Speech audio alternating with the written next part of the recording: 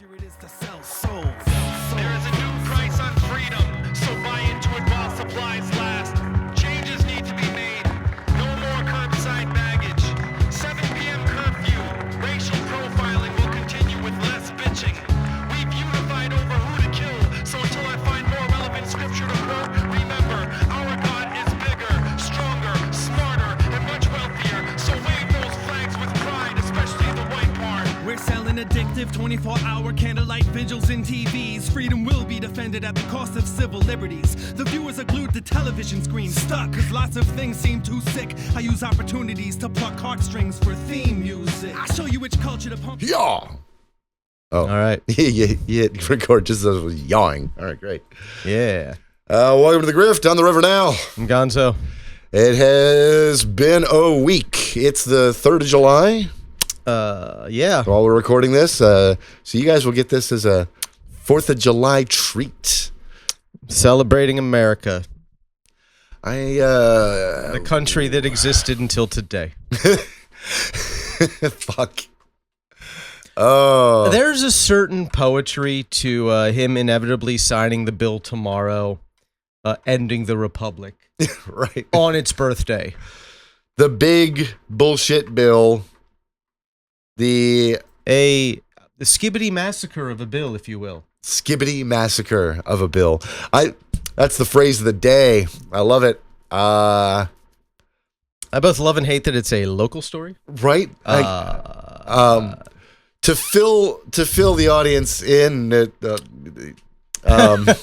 is kind of funny. Fucking Coworker of ours, he used to work at this other restaurant where they hired this guy, and he was a little weird and kept doing weird shit. And her and another coworker was like, "This guy's a Nazi." Yeah. And they kept escalating it to management, and it went to corporate, and corporate was like, "No, you ladies are the problem because you keep making waves." And his political beliefs. Now, by them saying he was a Nazi, they mean he was in the parking lot Sieg Heiling. Right, like really weird, like direct, like Nazi shit. Like not like, oh, he's kind of a fat, no, like literal goose stepping around the parking lot and Heiling Hitler. Yep. And so eventually they just kind of like socially ostracized him until he quit. But it's easy to bully somebody out of a Right. job. if So they're they a piece of bullied shit. him away because corporate wouldn't do anything about it. But apparently, like yesterday or day before, somewhere in the last, It was earlier this week, yeah. like sometime this week, he was arrested for plotting a mass casualty event where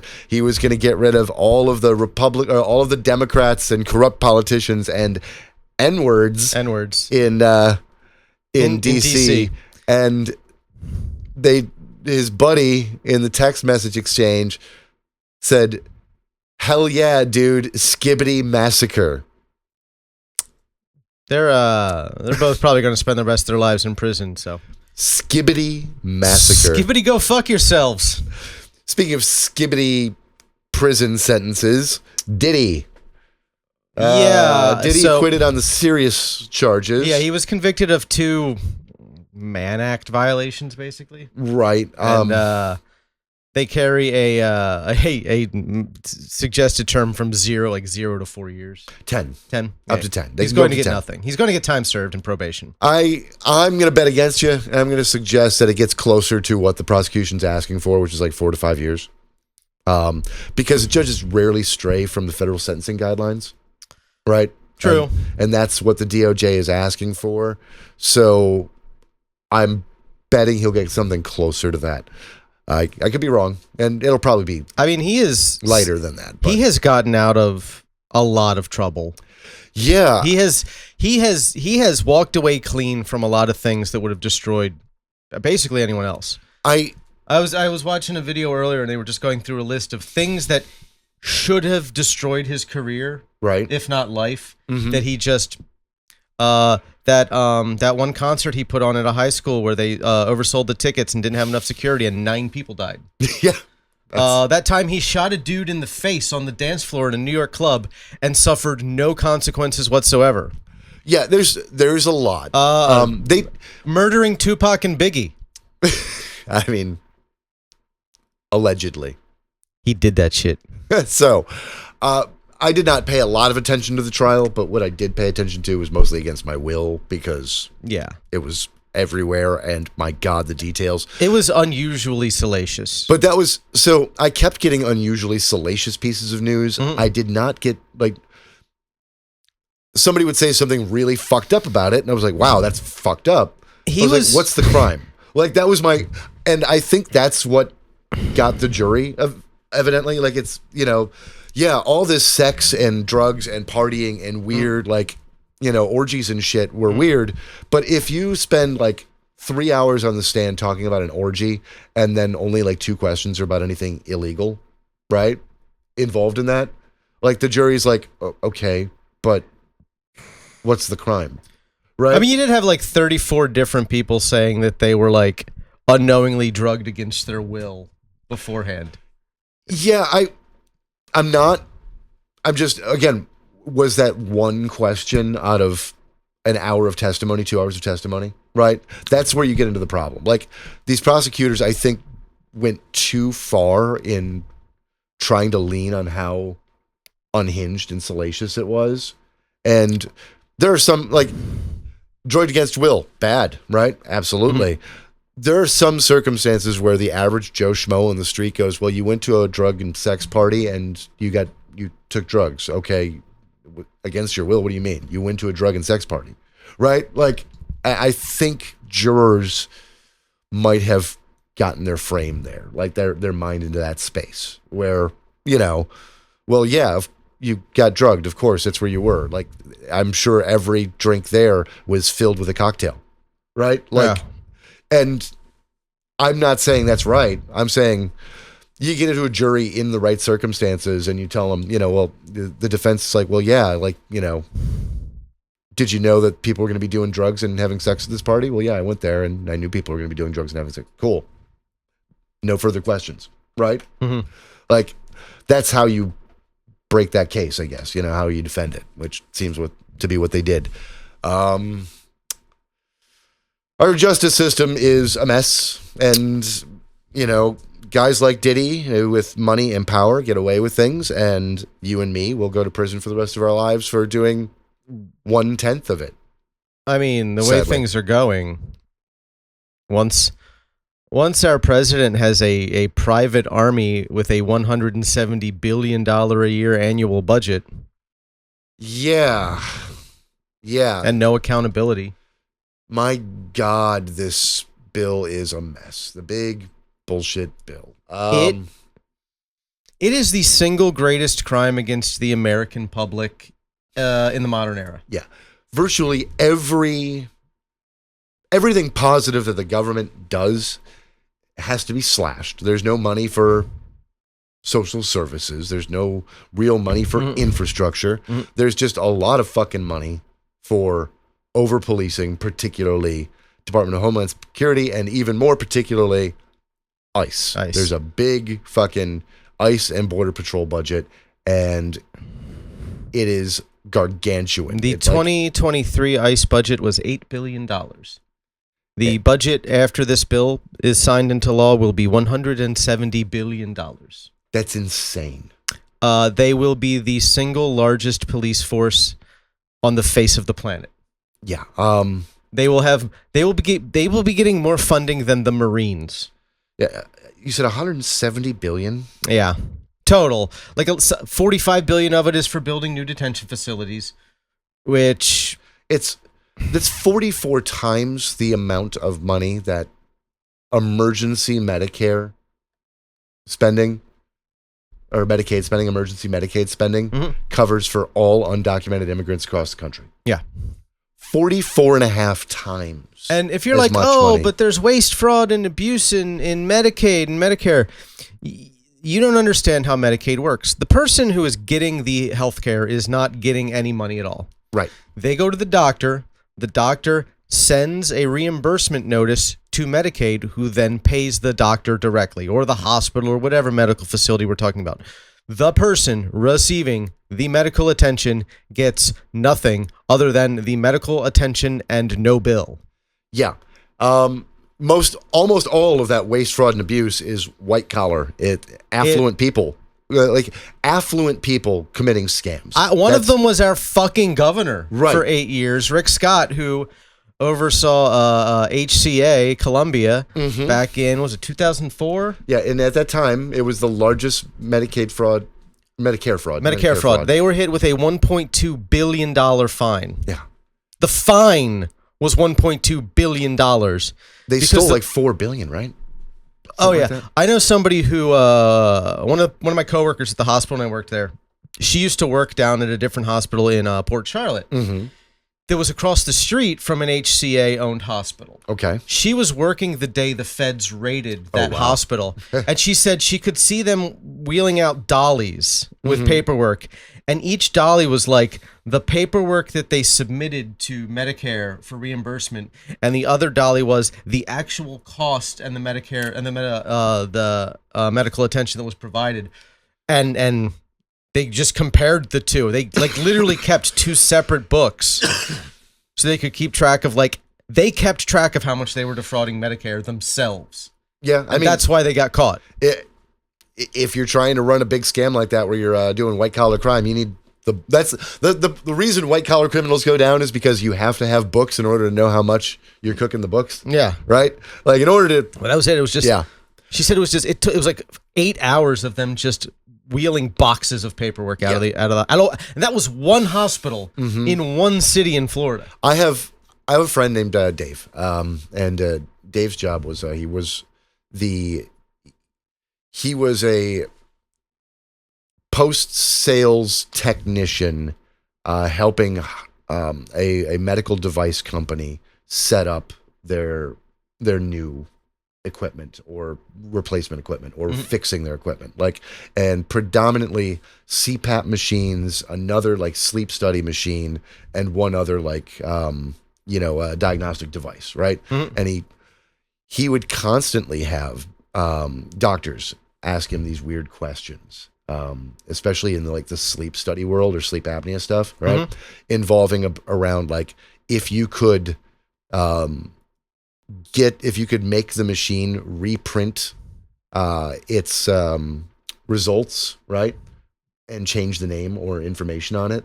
He's like, no, it's hard coded so that each one has a unique number, unique name, And they would ask, well, how can we change that? He was like, well, you couldn't. You can't. You can't. It's like, well, I really need it to.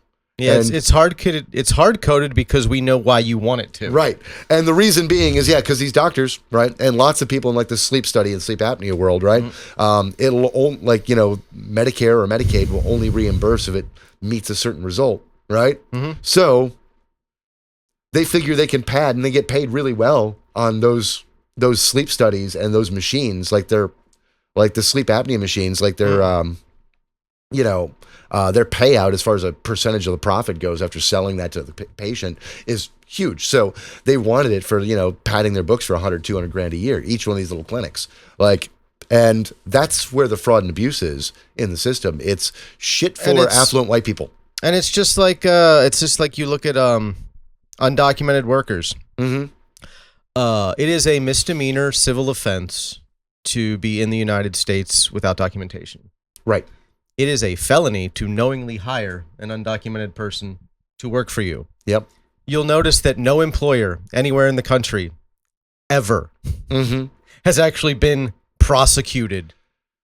Yeah, if you notice, actually in these major raids and sweeps, they're not arresting the business owners. They have no. And the owners of the farms, business owners are so aware that they're not going to be prosecuted for the felony that they're committing that they will tell their undocumented workers, if you don't stay in line, I will call ICE on you. Yep.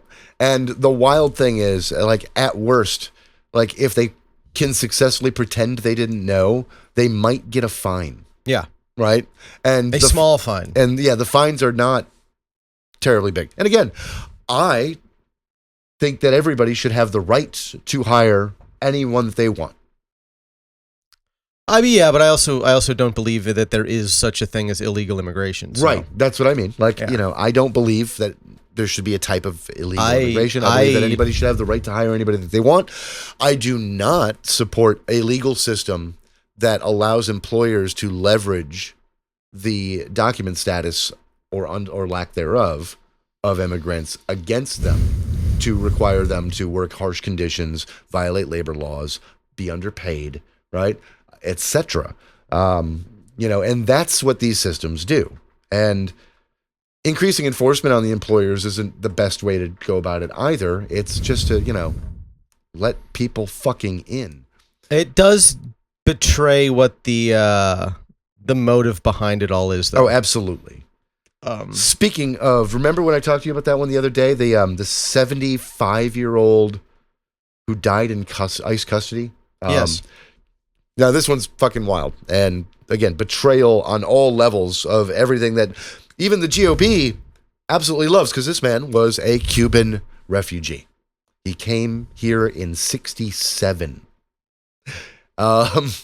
And had 2 minor drug possession charges in the early 80s. That was it. If you walked outside in the early 80s, you were going to catch a minor drug possession charge. Yeah, because everybody had drugs. And there was enough cocaine residue on every single solitary dollar bill in the goddamn country to put any of us away in prison for 15 years in the 1980s. Yeah. A Cuban guy in Miami having access to a little bit of coke was like a given, right? But actually I think they were both marijuana too. Not even a real drug. Yeah. So he had 2 minor possession charges. That was it. He did his time for. He probably did more time than necessary. Yeah. And it was 40, the last one was 41 years ago, for fuck's sake, right? And I was in the 1st grade. We were going to deport him. We were holding him in a detention facility for way too long, and he died of a heart attack. And he's, again, Cuban refugee, came here at the age of 15. I thought America loved the protecting people from quote unquote evils of communism. In the span of time between our last recording and today, the state of Florida built an entire whole ass concentration camp in the swamp. Yeah, 8 days. 8 days in the Everglades. Did it cost him $1 billion? It was a total of just over $1 billion, yeah, because it was like $425 from FEMA funds that had already come to Florida. Funds, and then another $600 million in FEMA funds from the federal government that was not originally here. Fucking FEMA. They have not been able to restore our beaches fully. They haven't even started fixing Madeira Beach. Right. Madeira Beach looks like fucking Milton hit 3 weeks ago. Yeah. And if you drive down it, it's fucking disgusting. And here's the thing. We have torn down large segments of the dunes along our coast here in Florida to make way for people, houses, mansions, and condos and resorts yeah. Right? So we've reduced, the number of dunes is ridiculously small compared to what it was naturally. By I don't know what, it's 70% less. Yeah. Something like that. It's insane. Those barrier islands used to just completely protect the peninsula from storm surge entirely. It didn't happen in the city. And those barrier islands had minimal populations for the longest time, right? Now they're cities, okay? We can argue about whether or not they should be, right? But they are, okay? So people live there. They have not done shit to restore the beaches, to build back dunes. The dunes are not being restored. They have illegally allowed millionaires to get away with cutting down large swaths of mangroves in places where they're already protected, but they just went out and had it done. Rich people went out and had the mangroves torn out, and then nobody got a fine. Yeah. And the state hasn't done anything to put it back. And now they're taking FEMA funds to build a death camp. And you know what? Where the security measure is you'll die from alligators if you try to escape. If the heat stroke of being in the middle of the Everglades in July doesn't do it first. Yeah. Because these are open air, unair conditioned. As far as anyone can tell, no actual proper plumbing or running water. Yeah, it's like tents and some fucking makeshift temporary buildings. There are 3 standalone housing. Toilets with little mini sinks every 20 feet between each of the pens that hold 32 people apiece. There are no meal prep facilities on site. There's no kitchen. They don't have an actual way to feed people. Although there were food trucks rolling in this morning. Yeah, I saw. We're not for the immigrants there. No. But I don't know, like, not that I'm saying you should ever torch a vehicle. That would be wrong. You shouldn't torch a vehicle. But there are about a half dozen food trucks that if you needed to, no great loss. Yeah, here's the thing. I will not suggest that one do so. But Never. But I would not find any moral issues with you if you did so. I just remember. I want to read something here real quick. All right. You know what it is? I'll it's find the definition of a word. Okay. A place where large numbers of people, especially political prisoners or members of a persecuted minority, are deliberately imprisoned in a relatively small area with inadequate facilities, sometimes to provide forced labor or to wait mass execution. The term is most strongly associated with the several hundred camps established by and a regime that we can know. What's the definition of that word mean? What word was I defining? I'm going to guess, and this is just, me spitballing here. Mm-hmm. Is it concentration camp? That was concentration camp. That was the definition of a concentration camp.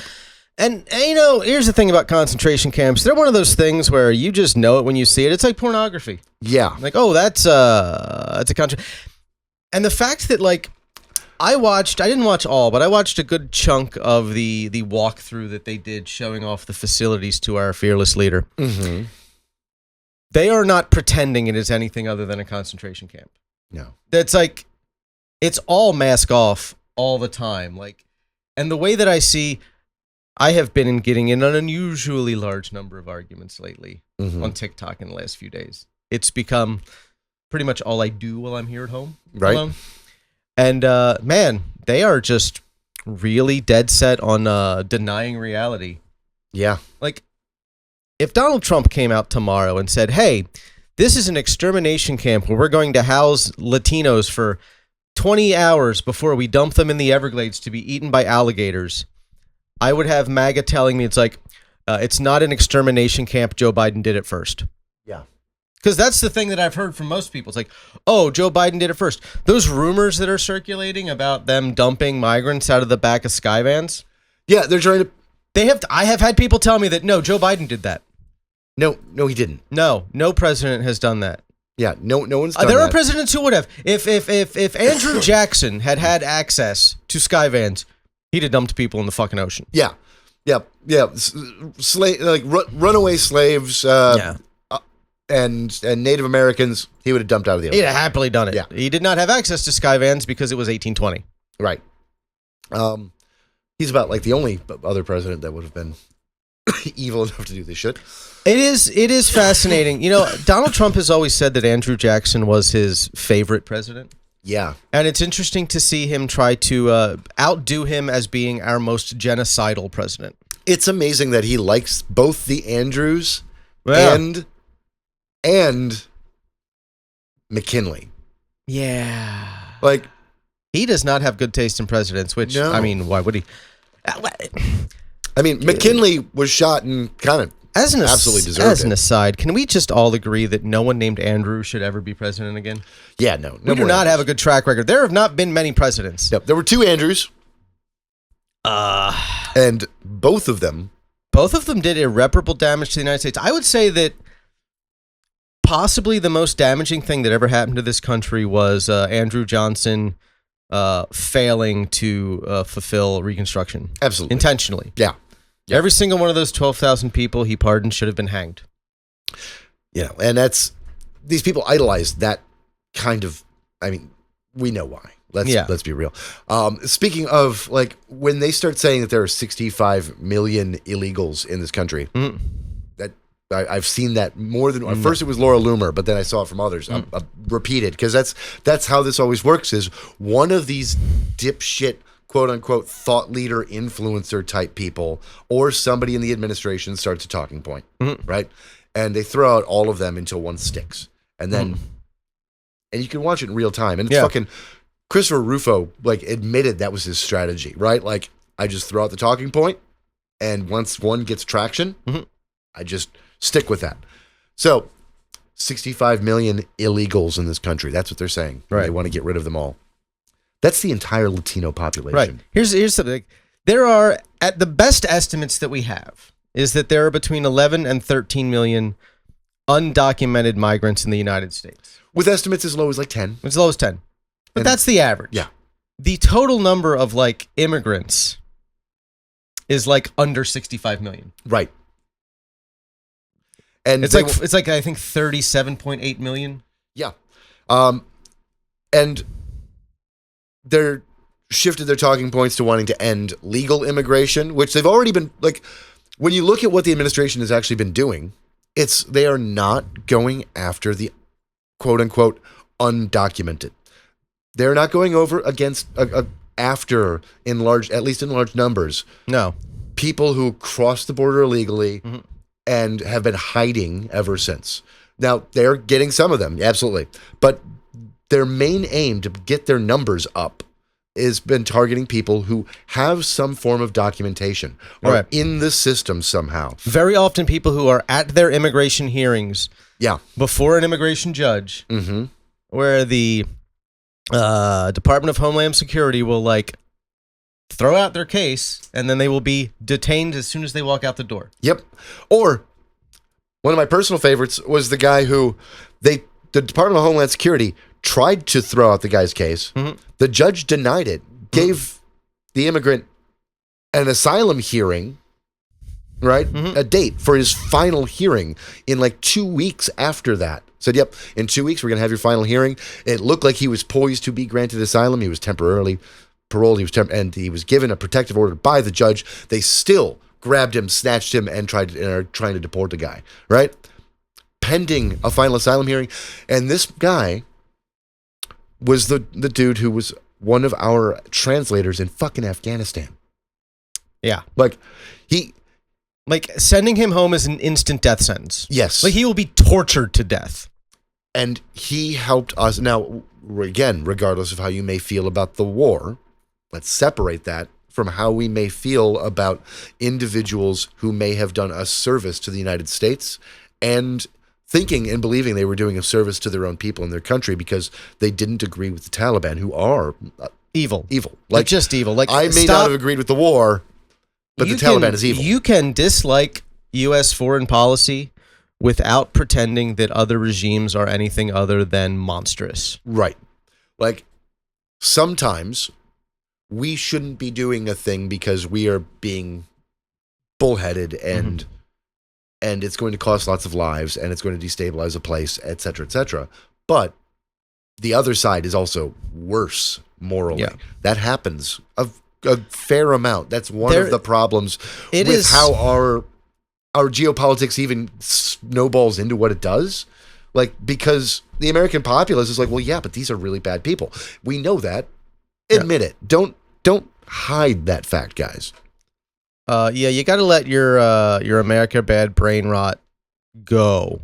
Just let it go. Like, you can be critical of this country for an almost infinite number of very valid reasons. That doesn't mean anybody else is the good guy. Right. Like, because it's especially in the 20th and now the 21st centuries, it has been proven time and time again that in a lot of these conflicts, everyone's the bad guy. Yeah. Everyone. You can't force a country to democratize, liberalize, change their regime. Like, you can't just do that and hope that and bank on it succeeding, right? Yeah. And expect the population to just be like, oh yeah, new boss, same as the old boss. We love this. Yeah. Right? You're going to have a significant portion of any population that is like, go fuck yourself. Even if some of them didn't agree with the old regime, they don't want somebody else coming in and telling you how to do it, right? And by dropping bombs on a population, you're not gaining new allies. You kill kids, you're making new enemies. There's all blowback. It happens every time. I absolutely despise our current administration. If some foreign nation tried to invade and occupy the United States to overthrow our government, as much as I hate our government right now, I would not be happy to be occupied by a foreign army. I mean, I'm like 80-20 on that. If it was like Canada or Norway, I also know it is, be like, all right, cool. We cannot be successfully invaded and occupied. Yeah, if Canada somehow miraculously invaded and occupied us, I'd give it to them. If they somehow like multiply healthcare, if they increased their population by 800% and conscripted them all to storm across the border en masse, maybe they'd have a chance. I'm just saying, let them. We'd still be better armed than them. Yeah, let them take us over and force us to have good healthcare. That'd be great. Well, instead we're going to get no one has any health care at all. Right. Which, because let's be honest here. Yeah, talk about that one with what's going to happen from this bill. CBO estimates just immediately once it goes into effect, and they've pushed off a lot of these provisions until after the next congressional election. Yeah, 2026 and 2028 are when the worst provisions go into effect. Start, which they always fucking do. Especially the GOP. Like, every single time they do something shitty. Mm-hmm. That's just what they do. It's what they did in 2017 with Trump's tax cuts, where the really shitty effects that started to really deleteriously affect the middle class, where our taxes went up, didn't kick in until 2022. Yeah. Like, and everybody's taxes went up 2021, 2022. And Biden was blamed for that. Mm-hmm. Now, I will say, and you would need a veto-proof majority in the House and the Senate. Right. If you had a veto-proof majority of Democrats take over the House and the Senate, I don't see a reason they couldn't, like, force their own legislation through to undo it. Right. But veto-proof majorities, like, that's 2/3. Yeah. You got to get the Democrats up to 67 senators. Yeah, that's every swing state. Both seats. That's right? Both seats in every swing state, and basically every seat in every state that's like borderline purple. Yeah, like that is you got to sweep the board. Like, the closest we ever got, we got it once. We got one veto-proof majority ever, and that was a period of exactly 4 months, right? When Obama first won office, right? Even then, we only had a filibuster-proof majority. Yeah, because we only had 60. Yeah, sorry, we didn't even have veto-proof. Sorry, we have not had veto-proof in my lifetime. Yeah, I don't know if we've had it in a century. Did FDR have veto-proof? I mean, not that he needed to have his veto. I think not that he was going to veto anything that needed to be overridden, but did he have that? I know he had gargantuan majorities. He might have, and I know that jaw-dropping majorities in both houses. In previous eras where politics worked like normal, and the two parties weren't so far apart, and the GOP wasn't insane, they used to come together and override the president from time to time. I think Bush had a veto overridden once. It's interesting to me. He used to be able to pick up a couple of Republican votes. It's been especially in the last 25 years that I have heard louder and louder and louder and louder, mostly from the left, that both parties are exactly the same. And it's interesting to me that the time period when allegedly both parties are the most the same is when they are the least likely to work together to get anything done. Yeah, that's... Like, it's kind of an either-or thing. Either they are the same and they are going to work towards the same goals and achieve them easily, or they're not. Right. I mean, here's the thing. I see that one of the things I think that has happened is that, like, the amount of people whose, like, positions are more, like, fringe and outside of the center has increased a bit, right? Right. In both spectrums. Yeah. Right? Oh, yeah. But, like, also, the number of people who feel like or like align more libertarian has increased a little bit. Number of people who align more progressive has increased a little bit, right? The dissident left has increased a little bit. All that, like, and their voices have gotten larger. And with that, there's a bad tendency of, like, treating all past as if it's prologue, right? Yeah. And, just because the two parties predominantly vote the same way on, like, should we have, like, basic infrastructure spending? Yes, okay. Police budgets, absolutely, duh, right? Like military budgets. Yeah, there's a lot of overlap every time. And it's really important to understand that the areas where they seem to always agree tend to be areas where if you are being honest about public opinion with yourself, most Americans, despite being wrong, right, agree. Yeah. Because that's the thing. You have to understand that, like, if 60% of the population is wrong about something, the wrong thing is still going to happen. Yeah. They're still going to vote and make their decisions based on being wrong. And now we know that when push comes to shove, like, you know, elected officials on like by wide margins, you know, vote in business interests over their constituents, you know, polling, whatever, right? Yeah. But that has very little effect. Like, we're talking about large bills, not those little bullshit things, right? Because yes, on those little bullshit things, they always go to business interests because the lobbyists, because of the access, right? But on the big shit that we all care about, like the reason that we're always on the wrong side, losing side, is because we're not in the majority. And if you will notice that the times when there is a huge public outcry against some sort of proposed law, where the public in general is like aggressively against it in like large numbers, right? Like this budget bill that has negative approval in every single congressional district in the United States. Yeah. The only party that ever opposes those laws are the Democrats. Right. By large numbers. And like, I don't know if they've picked up any Democratic votes on this thing. They didn't. Yeah. It's passing. It's gotten through. Senate got it. House got it. It's going to probably go through reconciliation one more time in the Senate and be law. Right. And they're not going to have... Poor Lisa Murkowski, the House didn't fix it for her after she voted for it. Like, she really wanted them to. The House didn't prevent her vote from being the deciding vote because she was the last person to vote before fucking J.D. Vance issued a tiebreaker. She was the 50th vote. She was the final vote. If she had voted no, this thing would be dead. J.D. Vance would not have been able to come in and vote as the tiebreaker. Fucking Christ. And she immediately walked out and didn't know how to answer a fucking reporter when he just asked her why. Yeah, She spent 10 seconds looking him in the face like a frightened puppy dog that was worried it was going to be beaten. And then she's like, well, I hope the House fixes it. I really hate this bill. Why'd you vote for it? Why did you vote for it? Yeah, the worst thing about Lisa Murkowski to me is that I cannot for the life of me understand how and why she keeps making these decisions, right? Because I'm going to phrase this. She was primaried out by the Tea Party. Yeah.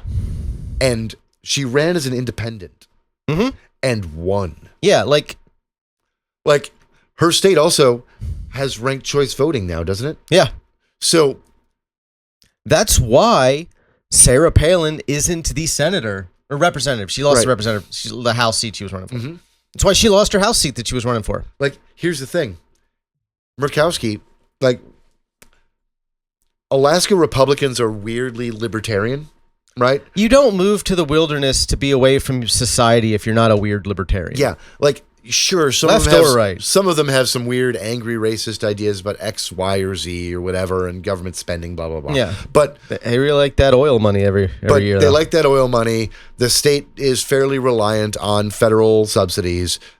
They know that. Their tax burden is really low up there. It's the sort of place where, like, you can essentially do whatever you want with impunity. Like, nobody's going to stop you from being as fucking weird or just don't violate any, as you want. Don't violate any fish and wildlife laws, particularly on federal property. Yeah, right. Like, it's not all that hard to live up there. It's like, it's hard living, but like, it's hard living, but it's like it's as close as I think you can get in the United States to living without a government. Right. Like, you can, and the further away you are from civilization, like, quote unquote, like the small towns up there, like it's why you can end up on a bus and die and not be found for 10 months. Yeah, like, and so, but they're weirdly libertarian, and sometimes in some positive ways. They don't like particularly like on polling on like gay marriage and things like that. They're kind of okay, right? And they're the type of folks where like they know that some of their neighbors are running from the cops. They really don't particularly care about like expanding Department of Homeland Security. Yeah. Like, they don't. They're not like, yay, immigration law is great. Because, like, again, like... What happened? Their buddies are, like, people on the run from fucking law enforcement. Like... What happened to the Steve Earle rednecks who would booby trap their fucking driveway to keep the feds out? Yeah. What happened to you fucking people? They all became fucking bootlickers. What the hell? Racism turned them into bootlickers. We had to create NASCAR as a sport because you people had so fetishized the idea of running from the law. Oh my God, you're such a disappointment. Fucking... Y'all are the people that forgot that the Battle of Blair Mountain happened. You know? I mean, Christ, we have the phrase redneck because of Appalachian anarchists. Right. Fighting Pinkertons. Yeah, it has nothing to do with working out in the sun. Just so you know. Has nothing. Nothing. The phrase did not have anything to do with working out in the sun and getting sunburned. Fucking redneck should be a goddamn anarchist badge of honor. Yeah, it was because... You people ruined it. Because socialist anarchists... Yeah. Not you weird ANCAP motherfuckers. Socialist anarchists. Of which there used to... AKA libsocks or left libertarians. Which used to be all anarchists. Right. Wore red handkerchiefs and bandanas to signify that they were pro-union and anti-government. And then they murdered Pinkertons. And they went to war with the fucking government. Like... actual government. The story of the Hatfields and the McCoys is fascinating because it involves like labor strikes and a corrupt judge and like a corrupt police department and a cop siding with union leaders against the National Guard. Yeah, like I'll be honest. Like a sheriff siding with union leaders against the National Guard. If you live in West Virginia or Tennessee or North Carolina, anywhere in the mountains, if you live anywhere in the Appalachian Mountains and you vote Republican, you are a traitor to your fucking ancestors. Full stop. Yes. Everything that your great-grandfather killed and died for, you are actively pissing on. Yeah. The reason your great-granddaddy and your great-great-granddaddy voted Republican was because they were the left-wing party back then. I fucking hope the mountain cryptids eat you first. Right. Remember, don't whistle at night. Yeah, they did not vote Republican because it was a right-wing party. Your great-granddaddy was Republican because they had anarchists and they had guys that wrote back and forth with Karl Marx and they fucking had Henry George and they hated them slaver Democrats. Right. Like that's who they were. That's what they did. Like, it's so inspiring and noble, and you have fucking turned it into fucking fucking big and rich and goddamn. Thankfully, he's fucking dead. Toby Keith. Fuck Toby. I am so glad he is not here to see this. He'd be so we'd have to hear another fucking song about him sticking things in places. I kept hearing his fucking song because of the fucking Iran thing, as if like, all right. The lyrics of that song, shitty and problematic and a big fucking American jack-off session at its worst, right? But at least, the undertone is that you hit us and now we're going to fuck you up, right? Yeah, that is in the song, right? There had at least been a precipitating attack. Like, right. Our response was deranged and misguided, and especially when it came to everything that happened in Iraq, who had fuck all to do with anything. Yes. Like, but at least the subtext of that song and the undertone and the thing that it addresses is that like if 9/11 happened. If Al-Qaeda had their way, they'd have been the ones overthrowing Saddam Hussein. Right. Because he was too secular for them. Yeah, absolutely. Like the Ba'ath Party was predominantly secular. Like they only utilized religious rhetoric as a political. He was an authoritarian strongman, but he was not religiously motivated personally. Yeah, and he didn't even really use religious rhetoric for his bullshit. Not often. Only when periods of aggression from the West were coming. Right. Because once that happens, a unifying like message, right, is reminding everybody that we're all like, and that the West hates us and their religion has different values from us and blah, blah, blah. Right. Doing that is a unifying thing, just like it's unifying to us in our shitty way. Sad as that may be, I hate that too. It's less about directing.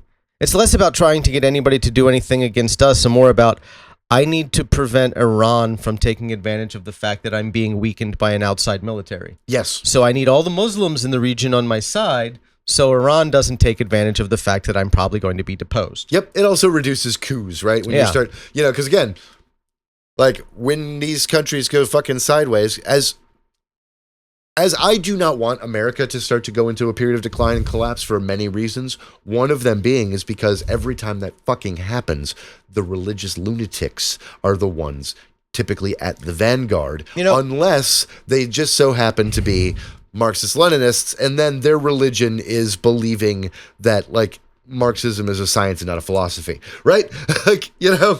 But I have a hard time believing that Marx would enjoy the way he is worshipped. No, yeah. By young leftists. Absolutely right not. Now. And that's what I mean, though, is like that, the Bolsheviks and the way that they spoke about, like, their version, like, made it sound as if we were, there was some, like, holy crusade, even though they were anti-religious. Yeah. Like, they sound, they utilize that fervor, right? And you're seeing that especially on the online left and the younger Gen Z online left right now, where there are a lot of kids who were raised very evangelical in our bullshit evangelical system. Right. And they have simply replaced the rapture with the revolution. Yeah. And they are looking for Messiah figures. And they look to theory written 150 years ago as if it is like God-given holy scripture from above. And it's not. Like, you'll see, like, the way that they're fucking trying to discourage people from supporting Zoran Mamdani. Yeah. What? The attacks on Zoran Mamdani. Well, he's just a puppet of the bourgeoisie. Like, what? It amazes me. The Democratic establishment has now decided that, healthcare and free buses and, five city-owned grocery stores are too radical. Yes. And this man must be stopped, right? There's so much of the Democratic establishment that's in that position. And on the other hand... he said he didn't say Israel had to be exterminated. Therefore, he is pro-genocide. Yeah, it was He dumb. is a genocidal baby killer. And I'll be honest, Mamdani's response to that stupid question that I hate. I mean, all right. For those who didn't catch it, setting the stage, you got that large field in the Democratic primary debate, right? And they're all asked what country they would visit, and they're all asked, do they believe Israel has a right to exist, right? And they zero in on Mamdani, right? And he's like, no, I'm going to stay in New York. I'm not going to visit any other country. All the others basically said Israel except one of them, right? They're all like, we're going to Israel first. We've got to support Israel. And it was all performative as fuck, just mainly to ding at Mamdani, right? And then he's like, no, I'm going to stay here and work for New Yorkers. I'll be mayor of New York. Why do I have to visit another country? I have nothing to do there, right? Great answer. And then his follow-up answer, the perfect answer to does Israel have a right to exist, is yes, it has a right to exist as an open and democratic country. Open and democratic. Meanwhile, all of his opponents are like, he won't say as a Jewish state. And they keep asking. Ethno-states are bad. Right. Like, it's like, do you believe that the Aryans deserve to have a country? No. Do the Aryans have a right to a country? No, we would never ask that question. Yeah. Do the English have a right to exist as a Christian nation? I don't know that the English have a right to exist at all. Right. I don't care. Like, they secular democracy, good, yo. Ethno-state, bad. And But he gave the perfect answer to it, and the left is fucking unable to understand that. The left is addicted to critique. Yeah. All they want to do is endlessly critique. That's why their rhetoric was so stupid during the election. They all genuinely believed Kamala Harris was going to win. Right.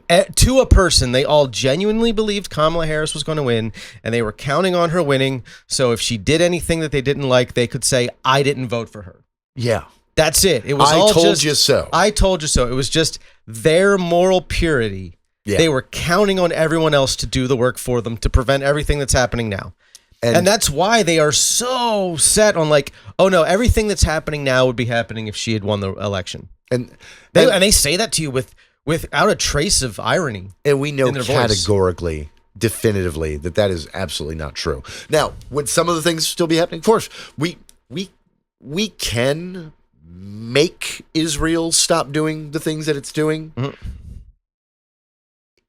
Sort of. Kinda. Right? Kinda. We can cut off the economic flow, right? The support, and we could sanction them. And that would cripple them as a nation. Absolutely. Now, we would have to violate some treaty obligations to do it. And it would be political suicide in the U.S. Yeah. Like, even whether or not you agree with, again, I agree, it is a genocide and it needs to be stopped. But it would be political suicide to completely cut Israel off, right? It would be a really bad political move for the president of the United States. We all know that. And to top it off, the difference would be that she would absolutely be leveraging Israel to be doing things differently. Right. Right? You notice that they've gotten worse and did more bad, quote unquote, after Biden left office. And I if you're young, dude, I get it. I remember being 19. Yeah. I remember when I was 19 and I genuinely thought, why wouldn't people listen to what I say? I am factually correct. Yeah, when that wasn't. And it's really hard at that age to understand that being factually correct in and of itself means literally nothing. Yeah, especially because you don't always have all the facts, right? No. Some of them are about human condition. Some of them are about how people come to and arrive on their decisions. And if you're missing those facts, you're missing a lot. Yeah. And like, you're not on the same page at all. But and part of the problem is, especially, and this is especially true on the online, it's like so many of the people who are being held up as like the voices that should be listened to, right, are extraordinarily young. Yes. Yeah. I mean, a lot of these people, 2024 was their first presidential election. Mm-hmm. And your first presidential election never goes well. I'll tell you, my first presidential election was in 2000. Same. 2000. I lived in Maryland, a blue state. Mm-hmm. I voted for Ralph Nader. And I voted for Ralph Nader, not because I thought Ralph Nader could become president, but I had this idea in my head that, like, hey, if we can get that party to 5% of the popular vote, they'll get matching federal funds, and then maybe we could build something off that. And that did not happen, because that will never happen. That's not how the system is designed. I was going to vote for the Libertarian in that election, and then I remember it pretty clearly. It was I can't remember exactly which interview it was, but George Bush was in an interview, and he started talking about Saddam Hussein trying to kill his dad, right? In this tried to kill my dad, right? And he started talking about focusing on the Middle East and shifting, like how the Islamic nations are the problem, blah blah blah. These authoritarian states, and I knew full well I was like, he's going to invade Iraq. Yeah. Like he hadn't won. Had you already been in the military and out by that point? Yeah. Okay. Yeah. And so I realized, I was like, he is going to invade Iraq. This is the rhetoric he is using, like, tells me that his focus is going to be on the Middle East. And we're going to go to war. Right. I mean, they were, even before 9/11, you had them drawing up maps for how they were going to redistribute the oil resources in the region. Exactly. Once we took over and occupied it. And in that same interview, he was talking about oil, the price of gas. Like, it was very focused on the things you would say if in the back of your mind you had already decided you're going to invade that country. And it was, and then 9/11 happened. I was like, yep, there we go. There we go. I still remember the very first thought that popped into my head when I watched the second plane hit live. Mm-hmm. The very, very, very first thing that I thought in my head was, oh God, I hope white people did this. Yeah. That was my very, very, very first thought. Oh God, I hope white people did this. As I watched that second plane hit, I immediately knew nothing was going to remain the same. I really wanted it to be like another McVeigh situation. Like, I desperately wanted it to be some dude who was just like, or a group of dudes who were just really upset about like Waco or Ruby Ridge or something. You know, what's wild is that at that time, like, and I had a part-time job with a Domino's, all right, on top of, I was working for this other place. I worked at a candy store at the mall. Yeah, I was working part-time at Domino's. And I went in to that shift, like, later in the day on 9/11. Mm-hmm. And we got cut early. Like, we closed down because, like, nobody was buying pizzas. Yeah, we closed at noon. They were worried about more attacks at shopping malls. Yeah, they closed the mall at noon. We were near the mall, but that wasn't the main concern. Yeah. It was that, like, just we were doing like 1/10 of the business as usual. Like, it was like, oh yeah, like nobody's doing anything today, right? Everybody's staring at the TV and nobody's fucking ordering pizza, right? Although you would think sitting there staring at the TV would be the perfect time to order a pizza for delivery. Yeah, you'd think, but you know, for whatever reason they weren't. We weren't as obsessed with convenience at the time, 2000, right? No, like, we really weren't. We didn't have cell phones yet. Yeah. And we had cell phones, but we didn't have smartphones yet. Yeah. So the convenience... They were a decade off. The convenience of ordering a pizza wouldn't have been like the first thought like it is today, because like... Gotta call. Yeah. You had to call. You couldn't do it online yet. Right.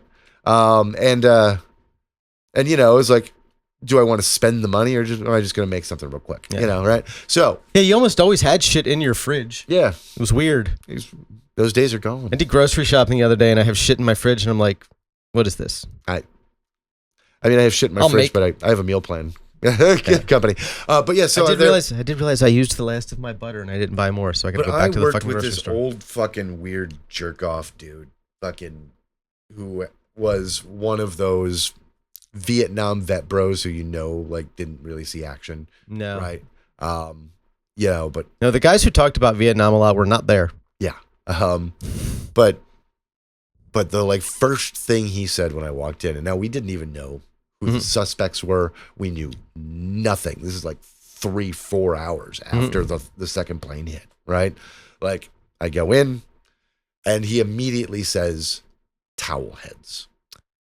Yeah. Like, we are going to kick those towel heads ass, and we're going to turn the whole Middle East into glass. That was his like response when like the topic came up like right away. The moment I knew minutes of me walking in the door. I knew we were cooked was like 2 days later, the next time I was working at the mall. Uh-huh. And I was in the food court getting lunch, on my lunch break. Mm-hmm. And I heard this black dude say that we need to wipe out all the sand N-words. Oh, Jesus Christ. Yeah. Just openly say it. And I'm like, that's where we're at now, I guess. Yep.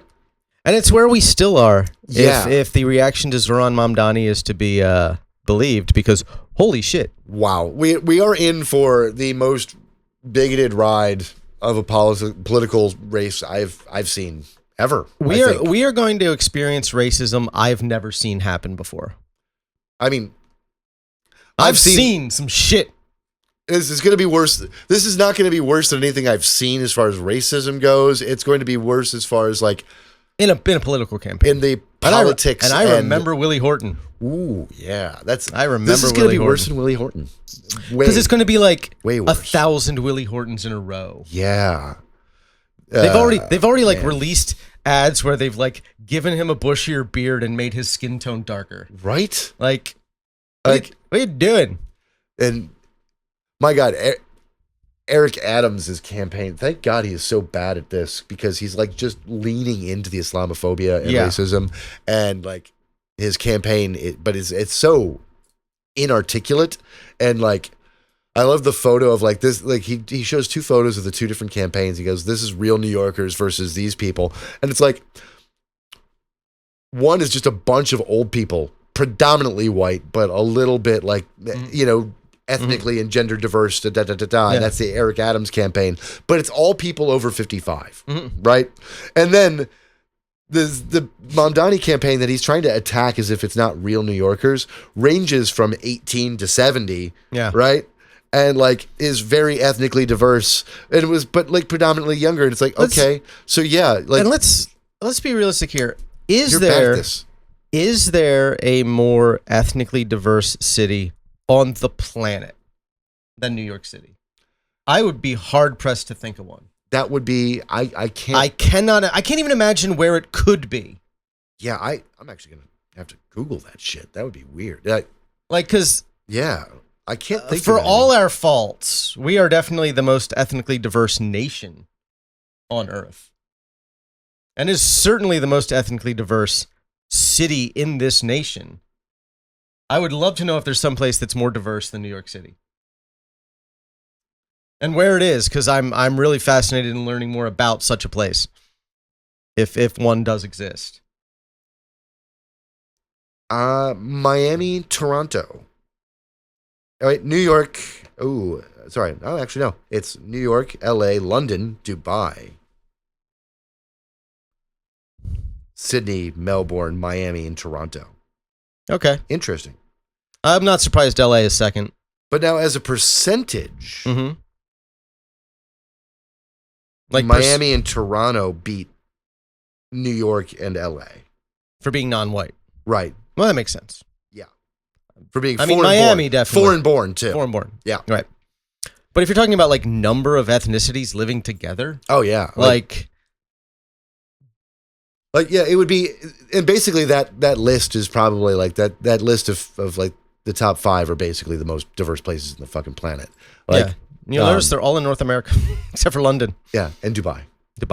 But that's because Dubai imports like most of its workers. It's like 84% fucking foreign born. Does slave labor count as diversity? Like, it's tough to, like, I mean, yeah, okay. If they confiscate your passport when you land, all right, and then pay you like 1/10 of what they said when you left your home country, does that count as diversity? Really? I mean, now there is forced diversity. That is forced diversity. That is forced diversity. That's what the forced diversity you people always scream about is Dubai slave camps. Right. The 84% of Dubai that's foreign born. We're going to get one very angry email from Dubai now. Miami is over 50% foreign born. Like, that's actually kind of dope because it is one of America's biggest cities. Yeah. It's the most it's the most easy to name city in Florida. When you say Florida, Miami. It is the first thing everybody thinks of. Yeah. Sure shit ain't Tallahassee. No. And Orlando is like the close second because of, theme parks. And right? then Tampa. And then Tampa. Like, even though Tampa is Tampa. Right. But Miami's first thing anybody thinks of, it is a massive city, like, and the suburbs and areas around it are huge. But yeah, like 52% foreign born. Like, and here we are trying to, deport all of the illegals. Yeah, like all of the immigrants. Can you imagine just cutting Miami's population in half, essentially? It's not one of our biggest cities anymore, all of a sudden. Yeah. I really wish Miami Latinos understood that the GOP actually hates them too. Like, and not just like, oh, they're willing to work against their, but they want you dead. Right. Dead. They are working with you because you are like you are to them what fringe conservatives and libertarians say black people are to the Democratic Party. Right? But for real. Yeah, the plantation reference, the like use just for your votes, right? Like that They are largely just weaponizing your Catholicism against you. Yep. And your hatred of your native countries because of the quote unquote ideological makeup of whatever dictatorship you have. Speaking of them weaponizing your Catholicism against you, if you want to know who really hates the big beautiful bill, it is the official stance of the Catholic Church, right, that this bill should not be passed because it is aggressively anti-Christ-like. Yeah. Yeah. It. And don't give me any bullshit about rendering unto Caesar that which is Caesar's. Your theology is bad if that's what you're quoting. Right. Like the Catholic Church.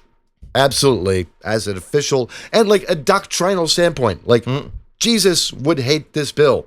Yes. Because he would want to take care of the poor. He would be amazed if he were real and he came back to this time period and we didn't deport his ass right away, right? And we showed him this world. He would be amazed that we've finally gotten to a point where we can utilize governments to alleviate poverty Suffering. Yeah. and suffering and build hospitals and care for the sick, right? He would be amazed by that. He would definitely believe that it was the moral obligation of any government to do that once he realized a government could. Yeah. And because you have to realize when he was alive, government was a tool of empire, like exclusively. right. Like it was a tool of empire. It was a tool to expand and oppress. It very, very did very little to govern. Like it just ruled. Right, and the law was predominantly religious. It is wild that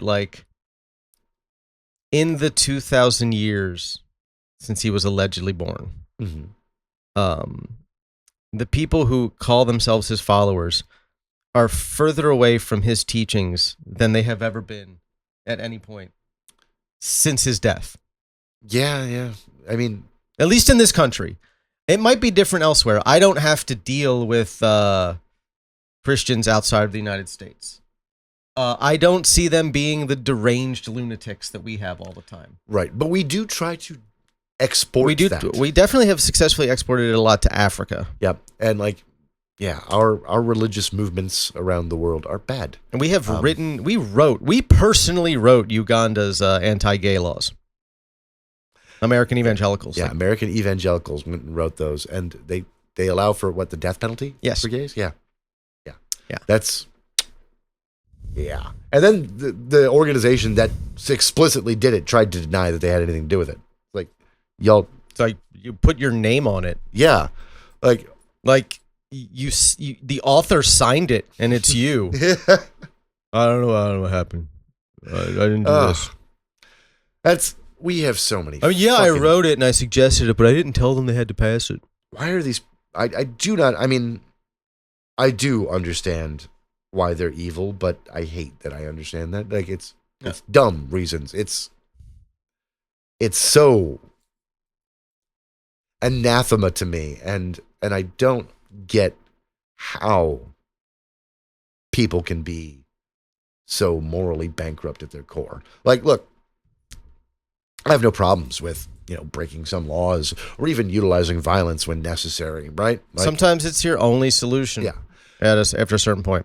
But there's a thing about those who deserve versus who don't, right? Like I cannot intentionally harm the innocent, even indirectly. It doesn't compute with me to hurt somebody financially and then know that their kids are going to suffer, right? I hate that. I can't compute with it. I don't like it, right? And how we as a nation can have so many people who are just giddy about it, I don't get. Deporting people, I don't like. I will never understand the impulse. I get both Biden and Obama thrown in my face. I didn't like their immigration policies either. No, I did not. I did understand the distinctions between the two. Yeah, and there are differences. I still didn't like it. Right. I will not defend their policies. I will defend criticisms of their policies that compare them directly to the Trump policies in ways that are inaccurate. I will defend the truth, right, between them. Right. But I'm not defending those policies. I believe that Obama and Biden should have had way less strict immigration policies, should not have deported people, and should have been pushing for utilizing political capital to really get immigration reform. And while I dislike the number of people that they deported, Obama is also who gave us DACA. Right. And which prevented hundreds of thousands of people from being under threat of deportation. And do you know the big difference between Obama and Biden versus Trump? Who was deported? Yeah. The exact people, if the thing is, and one of the things under Biden, a lot of what we call his deportations were people being turned away at the border. Yeah, turned away at the border. They were never successfully entered the U.S. They were just told no. But which is still wrong. Their predominant enforcement was actual criminal aliens, right? Yeah. People who had committed a drug offense, a violent crime, right? done something actually harmful, right? And they prioritized based on the severity of the case. Yeah. And that was how they utilized those resources. That is exactly what the Republican voters keep telling me they wanted. Right. Right? That they only cared about illegal immigration and they only cared about criminal aliens, right? That's who the Biden administration and the Obama administration were focused on. Like every time Fox News or Newsmax do these like immigrant crime fucking like exposés or counters or whatever, right? Where they like list them all off. Like those are the people that that those previous administrations were focused on. Right. While the current administration is focused on like grandmas. Yeah, they're raiding Home Depots and fucking restaurants and like and deporting like parents of U.S. citizens who are like 3 years old and sending their kids with them, and the kid's a citizen, so maybe they'll get to come back in 15 years if we don't end birthright citizenship and revoke their passport or whatever, right? But they'll be fucking living in El Salvador for 15 years first. Like, yeah, that's insane. Like, we're doing that shit. We're stripping families away. We also did not deport people to third-party nations they weren't from when we deported them. We didn't just ship them to a random other country. Yeah, to a random other country where their presence there will be illegal under that country's immigration laws, where they can be arrested, where it's not just a civil offense, where it's an actual crime you can go to prison for to enter the country illegally. We never sent people who are not El Salvadoran to El Salvadoran death camps before. We never sent people from Venezuela to South Sudan before. Yeah. South fucking Sudan. It's in the middle of a goddamn civil war. Yeah. Middle of civil war. A country so dangerous that this U.S. State Department and the U.S. government's only personnel there are the most necessary diplomatic staff. Bare minimum necessary. Bare minimum like necessary U.S. government to have diplomatic relations with the country at all. Right. That is it. There is a tiny attaché there. That is all we have is the most minuscule governmental footprint. And it's one of the most dangerous ambassadorships you could have. Yeah. We tell every State Department employee that it's volunteer only. You don't get sent to that job, right? Like, you got to be willing. You got to want to do it. Yeah, and you have to be willing to take a life or death risk to go where there will not be adequate security for you, right? Even if we have security for them, not adequate. Like that is the situation there, and we are sending immigrants from Venezuela to live in fucking shipping containers in South Sudan. With the guys, the ICE agents who, like, we sent them over to watch. Like, they're just living in a shipping container, like 24 people. Yeah. Like, for weeks, months. It's insane. People aren't even talking about it. People don't even know about it. And you know how fucking hot it is in South Sudan? Like, especially if you're in a shipping container. Yeah. I had a friend named Muhammad who was from Sudan, and, like, really nice guy. He was working on his second MBA. But like, he went back home like once a year. He moved his whole family to their major city, right? Mm-hmm. And sent back like a big chunk of he was managing with this U.S. government contractor, and so he had a good income. But like he lived a really modest life here in the States because he sent most of his money back so that his family in Sudan, who couldn't get visas to come here, right, could have a comfortable lifestyle in the most secure place in the country, right? That's fair. But like, and he went to visit like once a year. He didn't like going. Like he loved going because he was from there, right? But he didn't like going because of the risk to his safety. And it's hard to see your country become that. Yeah, and this was like 12 years ago. Yeah, it's worse now. It's worse now. Yeah, I cannot fathom why we're doing this. I mean, I can because we are fucking evil. And like, it's all Stephen Miller at this point. Like. Yeah. All right. If we are throwing migrants out of the back of an airplane, do I think Donald Trump ordered it and knows about it? Probably not. Fuck no. He's too. That was Stephen Miller. And he would, even if he would have approved of it, it's the kind of thing he would have talked about too much. He would have talked about too much, and he'd have been offhand. It's like, I wish we could just throw him out of planes. Right. Like that's how he would have done it. It would have been just a sundowning moment that came out. Yeah, nobody knew it was going to be policy. He just blurted it out, and like if he knows about it, now he would have blurted it out in an interview sometime. Oh yeah, and the bad ones, the very bad ones, the We've bad got ways hombres. to take care of them. Yeah, they only get one last flight. Have you ever seen the planes? Because he's not smart enough to keep his fucking mouth shut. Yeah, and he really cannot help himself from bragging about. No, that's like, all right. We know they're planning on finding ways to strip people of their citizenship to deport them. Mm-hmm. That is an evil policy. Yeah. That is an evil policy that a competent regime or administration would never let anyone know about until it was enacted. Right. You would hear stories of people that you knew to be citizens being deported, and you would wonder how it was possible. Like, for one, you wouldn't announce it beforehand. Yeah. That's stupid. They would be utilizing, because there are laws that allow that, right? They would be doing it a bit more aggressively, quietly. Yeah. Through the court system, right? There'd be a lot of technicalities. And they would not be. It would not be. It would be the sort of thing that gets written about, but it would be like, well, yeah, this guy committed a crime. This guy lied on a form. Like, there would be a lot of. Journalists wouldn't be putting two and two together with. There would be a lot of very niche substacks about it. Yeah, and then there'd be some court cases that allowed the government to do it. Like they would get sued. They would strengthen their right to do it, right, through those technicalities. And then next thing you know, it would be enacted as a wide-scale policy, but it's already too late, right? They've gotten the court cases. They've primed the population to be kind of okay with it because of the few cases that made the news, but those ones were definitely like, yeah, that guy was a bad person. You wouldn't just announce it beforehand. Right. Although, it doesn't matter, because the thing that amazes me about Trump supporters is that he can openly say he's going to do something. Mm-hmm. And then they will look at you dead-eyed and be like, that didn't happen. Yeah. He didn't say that.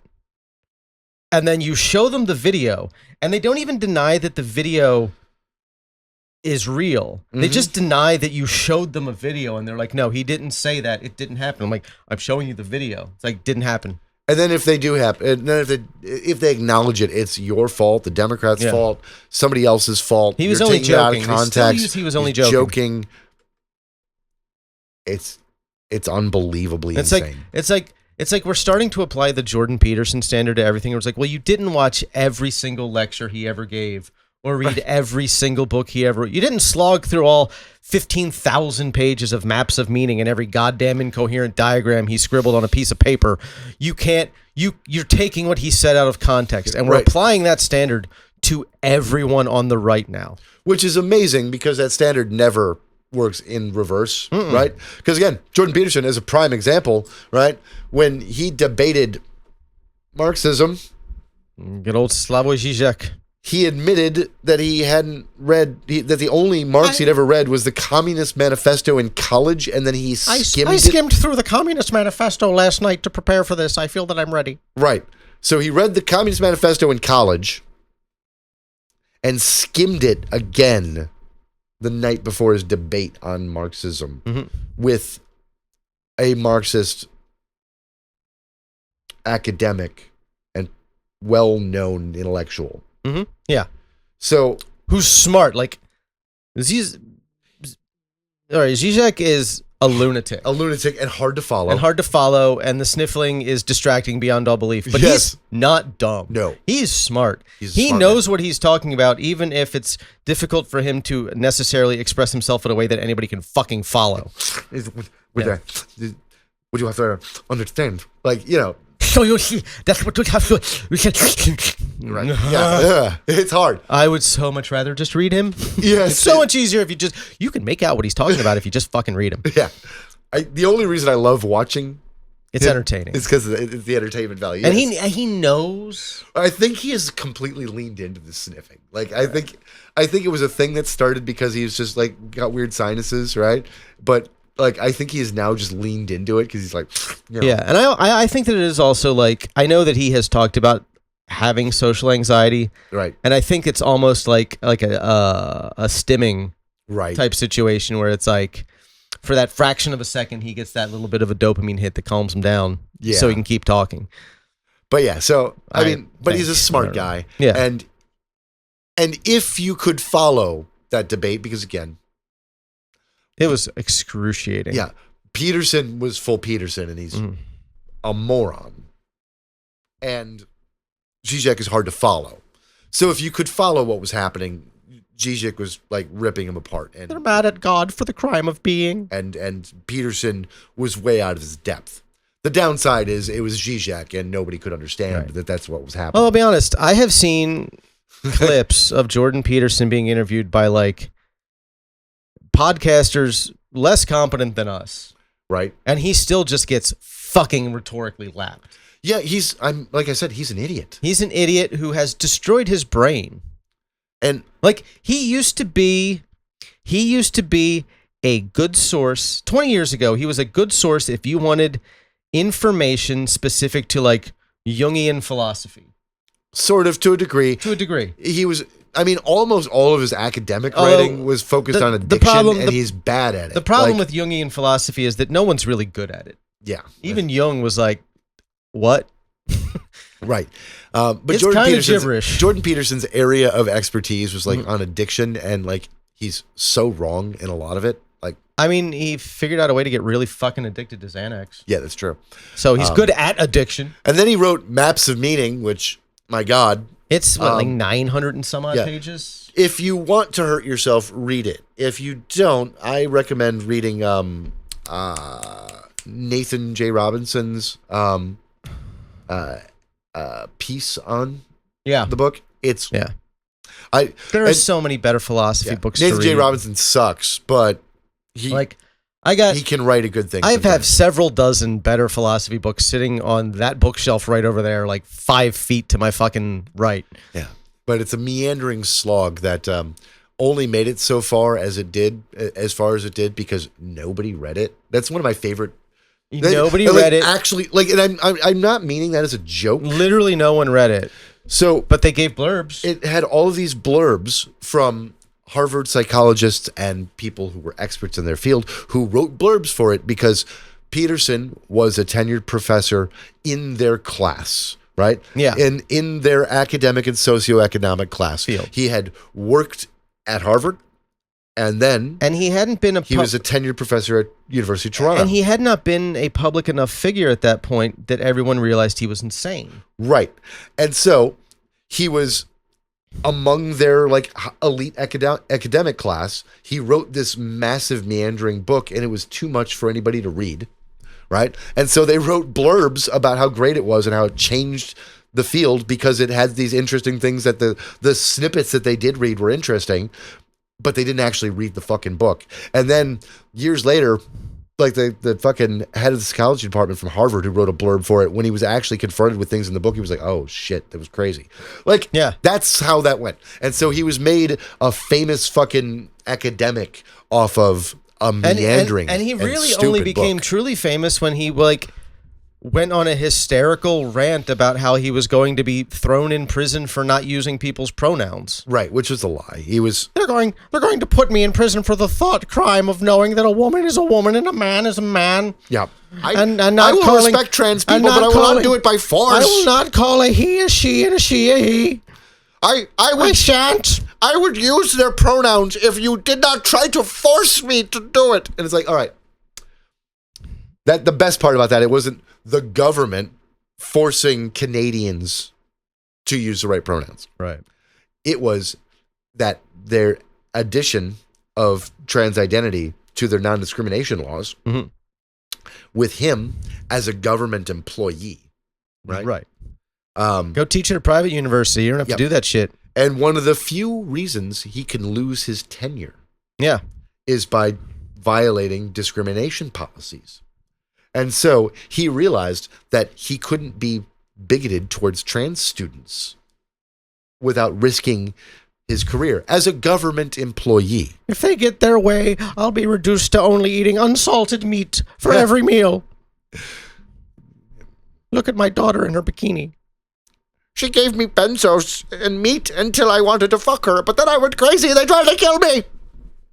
She boned Andrew Tate once. And I'm jealous. What is it with right-wing dudes and wanting to fuck their own daughters? That's a real good... Like, what? Why? Speaking of, that is of all of the many, many, many reasons why I cannot understand why Donald Trump is a thing, right? Of all the things, honestly, the weird, creepy shit he said about his own daughter. Both of them. Yeah. But predominantly about Ivanka. Ivanka. The shit he said about Ivanka at the beginning, before and during the 2016 primary or his election. interviews with Stern when the tapes came out, it was just like, what? Look, the grab him by the pussy thing, bad. Oh, I had somebody tell me that wasn't true the other day. That never happened. The left made that up. He admitted. We heard the tape. It ruined Billy Bush's career. Yeah, he admitted to saying it, but they used the excuse that it was just locker room talk. No, it didn't happen.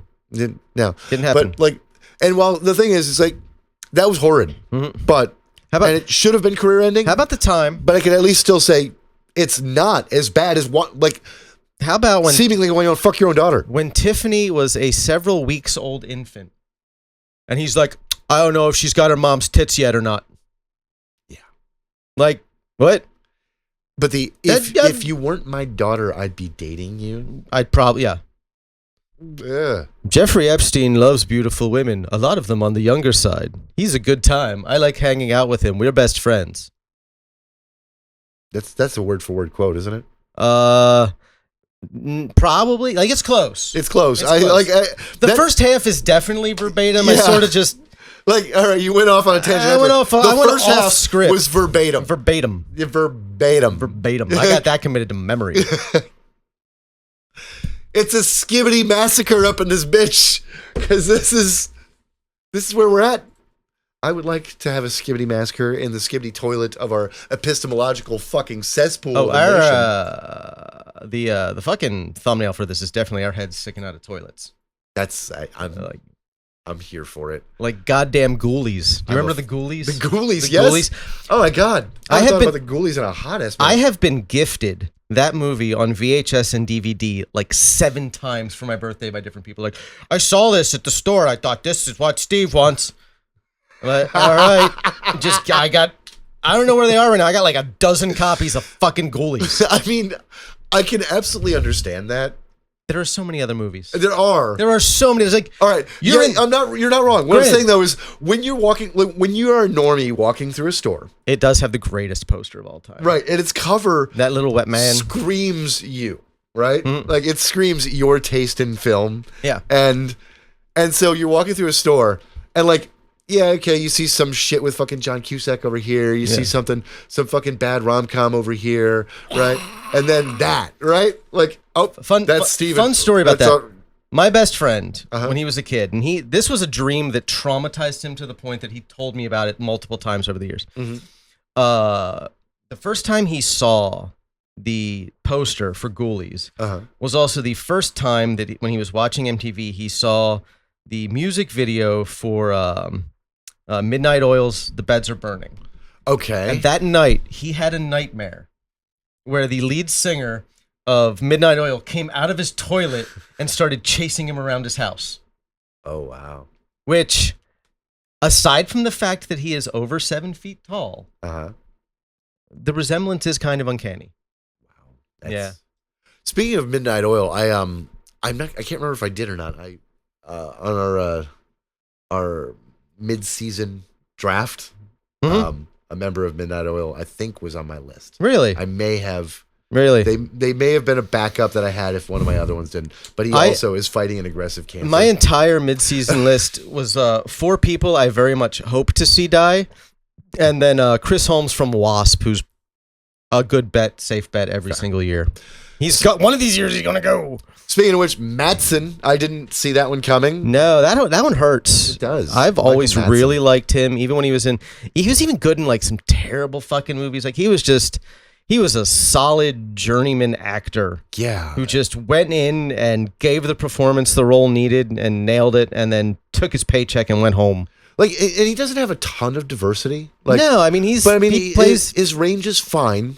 He's mostly playing Mr. Blonde over and over and over again. Right. But Mr. Blonde is fucking great. Yes, and I can never hear that song again without thinking of him dancing. He can do a little bit more like rednecky, white trashy, hillbilly kind of tone, like sound like his Kill Bills. Like his Southwest accent isn't bad, right? Yeah. And his like New England kind of like not New England, but like Upper East Coast like fucking criminal sound isn't bad. He's like the ultimate blue collar guy. Yeah, and like blue collar crook is like he's Ray Liotta had that too. Yeah, he did. Also dead. Yeah. God, we lost a lot of the great, you don't, maybe, they're not a big star, but they're great for the role guys. Maybe that's why, one of the reasons why, we were talking earlier, we don't get the number of crime dramas we used to. Yeah. All the really good, you can put him in a crime drama and he's going to be a great criminal character, actors have started dropping. Yeah, and we're just not making them like we used to. It makes me sad because it was one of my that basically filled my late 90s. Well, I remember after Pulp Fiction 2010s. dropped, by the end of 1995, that's all that was being made was Pulp Fiction clones or people who desperately wanted to be Quentin Tarantino making their own version of Pulp Fiction. Right. And some of them were really, really, really good. Yeah, I mean, some of my favorite movies are in that genre. Fucking Guy Ritchie. I love Guy Ritchie's career. Yeah. Early career. Actually, some of his later stuff isn't bad. It's not as good as Snatch or Lock, Stock. Right. But Snatch is a stellar film. He's involved in Mobland, and that's really good. It's totally different tonally. His Sherlock Holmes movies were dumb fun. Yeah. They weren't good. They were good. No. I will not call them good.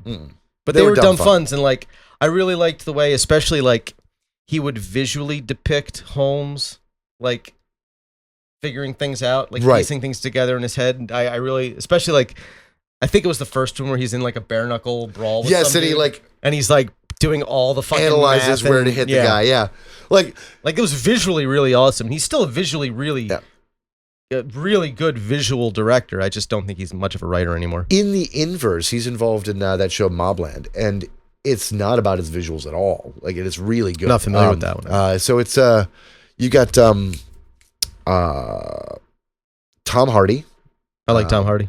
And Pierce Brosnan. I really like Pierce Brosnan. He has aged really well. Yeah. So Pierce Brosnan as an old lunatic Irish-born London mob boss whose empire is in decline, right?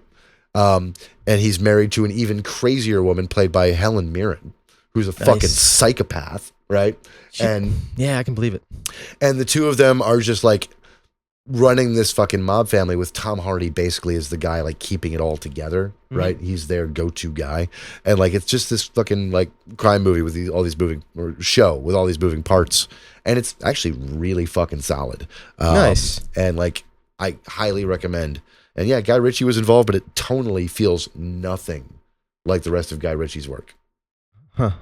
So, what is that streaming somewhere? Yeah, it's on Paramount.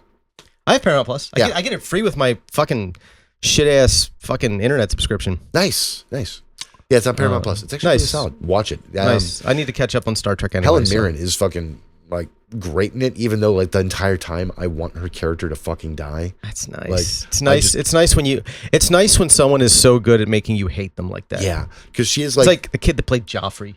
Right. She's the driver for all the tension and problems that they're having because she's a fucking lunatic, fucking Irish mob boss's wife who's I married a killer and why is he trying to be soft? I'm going to fuck everything up until it gets back to being a fucking killer again. It's this weird relationship dynamic. It's great. Nice. Yeah. So, all right.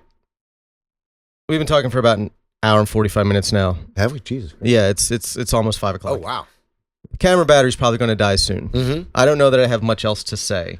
We skipped most of the news because the news is sucked. Birthright citizenship's at risk. We should, let's give Sam some good news to close it out. Yes. Because I told you a piece of good news that I gifted you. If you remember what it was. I am now, because you put me on the spot, it was in my brain at the beginning of this. Your home state. Yes. Your home state. That's right. Wisconsin, the Supreme Court, my home state, has invalidated their 1849. Yeah, 140-year-old fucking abortion ban. Yeah, like 170-year-old, wasn't it? Like, yeah, it's ridiculous. 1849. Yeah. So a century-and-a-half-old abortion ban has been invalidated by the state Supreme Court in Wisconsin. That is a fucking win.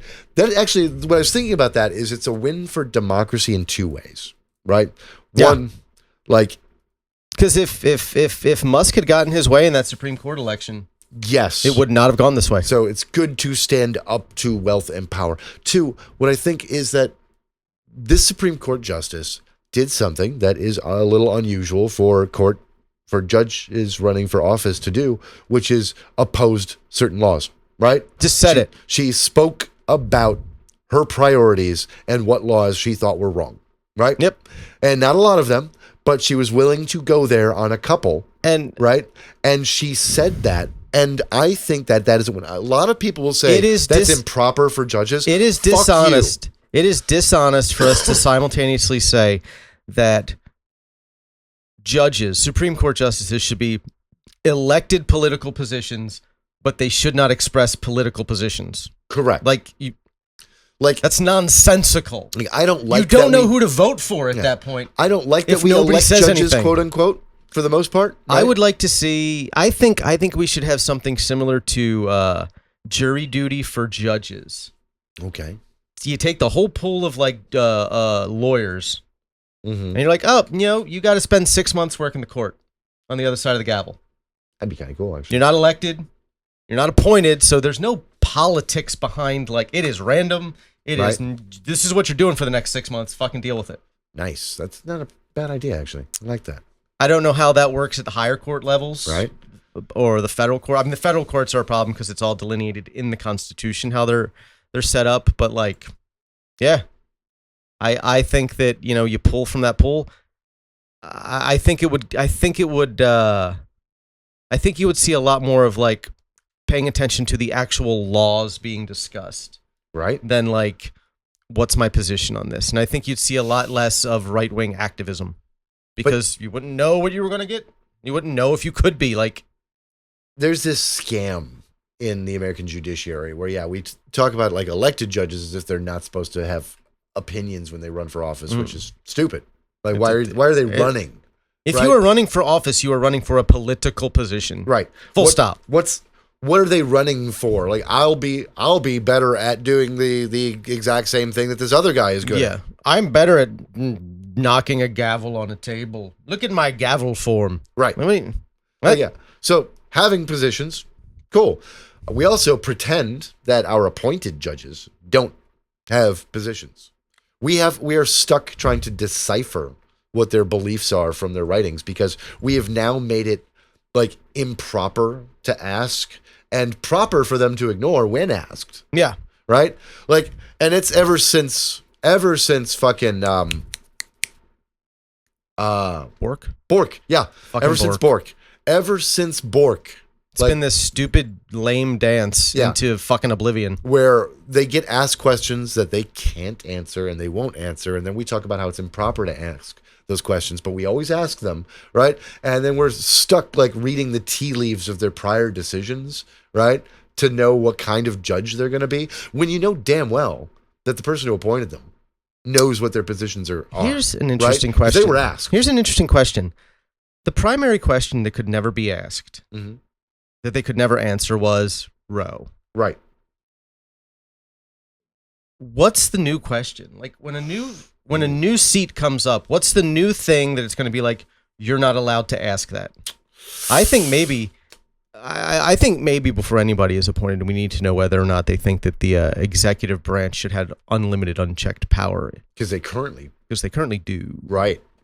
That's a problem. The last thing I do want to touch is that because it happened as we were speaking last week, the 14th Amendment ruling, which didn't rule on birthright citizenship. No, but it did. It did the second worst thing. It severely crippled the judiciary's ability to do anything to stop a criminal act by the executive. Yes, and it did so in a way that I think is now. We now live in a country that is essentially 50 micronations where your rights are dependent on whether or not your state's attorney general wants to fight for them. Yeah.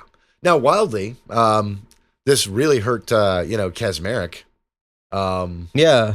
Like, you can't, it makes venue shopping unnecessary. Right. It makes it harder anyways. Yeah. Now, there's still some technicalities, like whether or not the law itself says something, and or there's some class based issues. based on interpretations I've seen of people who have read the full 119-page opinion. Mm-hmm. They still seem to be able to issue injunctions against specific acts by specific agencies. Right. So they can say, no, the way this agency is pursuing or going through with what's detailed in this executive order is unconstitutional, and that action can be blocked. Now, what worries me about that is, so lower courts. But that's like an insane level of interpretation. Right. And that's where what they've left it open to, which, okay, good. But also, here's the problem with that I see, is the way that the feeders system in the courts work, right? You know, your lower court to the next, to appellate level to up. Each time tends to narrow the scope a little bit, right? Yeah. And they work on the basis of what was being worked on in the lower courts. Now, the invalidation of whole laws or actions by the government, right? Based on constitutional grounds, right? Think about it. If in the lower court, if they couldn't rule strictly on sweeping constitutional grounds, right? But just that the action taken was unconstitutional or a violation. You just of the create this shell game where you're constantly trying to find the constitutional way to do the unconstitutional thing. Right. So if they pass a law or an executive order, right, that is wildly unconstitutional, but they fight it on small procedural grounds every step of the way, gets up to the Supreme Court. They're only ruling on that tiny procedural ground. Yeah. Not the actual. And it'll be really hard for them to knock down that full scope of a law that is egregiously unconstitutional. And the only time that'll happen is if the court completely ideologically agrees, as we will see, because that's the other thing about this court is their own set of rules and precedents and what they seem to want never lines up when it's the other fucking side. At least for three of these fucks. If they had a problem with nationwide injunctions when people were venue shopping and giving Kaczmarek all this power, that was the time to say it. Right. Now, they had complained about it a little bit up, for years, right? But and I mean, it is definitely something that can be abused. 100%. It's a balancing act. 100% of Biden's executive orders that were given a nationwide injunction, 100% of them were venue shopped. Yeah. Every single one. It's amazing. And a lot of them was Kaczmarek. Yeah. Almost personally, one guy. One guy. Because that is the state of things in our country. What else do we got? Do we have anything else to talk about? I still just have a headache from earlier today. Fair enough. You got a headache. And I got to drive you back. So you do. So, and seems like a good place to end it then. I feel it's going to make editing it real easy. Yeah, it is. So I would like everybody to give us all your money. Yes, I would like your money as well. The $8 a month that I managed to make from my teeny tiny monetized Facebook account is not enough. Nice. It is $8 a month though. Cool. That's more than me. $8 is $8. I ain't getting shit monetized yet, so I ain't popular enough. I don't know why. I don't make as edgy a content as you do. Did you ever set your Facebook up as a professional account? It is, yes. Oh, I didn't know that. Yeah. They sent me a free blue check. Oh, nice. I don't have a blue check even. Yeah. It was because I was signing up the business accounts. They were like, you have enough followers and you post enough. They sent me this thing. I was like, oh, cool. Check. Nice. So, it happened. I think I could apply for a blue check. Yeah, I was applying for it for the business accounts, and my main was, is the owner of those. And the first time I see somebody stealing my content and reposting it, that's the move. But I'm not going to until then. You're not big enough for that yet. You'll be though, because you make edgier content than me. Yeah, and I've been posting so much on TikTok. I'm getting 1,000 new followers a day. Fuck yeah, brother. So, all right, I guess I got to work on that. I don't know. I got to get my rookie numbers up or some shit. I'm at almost 2,000. I'm not at the 28,000 our boy Ross is at. Yeah, he's got he got that off a one lot. fucking video. Yeah, look, I would it do had more. 1.6 million views. I'm proud of him. I would do more, but to quote a song that I love, but I got depression. I'm gonna rob my mama and spend the money on an old Chevy. because I got depression. You know the song? Yeah. I love that song. Good note to end it on. Yeah. Till next week. I'll stick my dick in a bag of Doritos and make a bitch something pissed off the tip. All right, until next week. This has been The Griff Show. Give us all your money.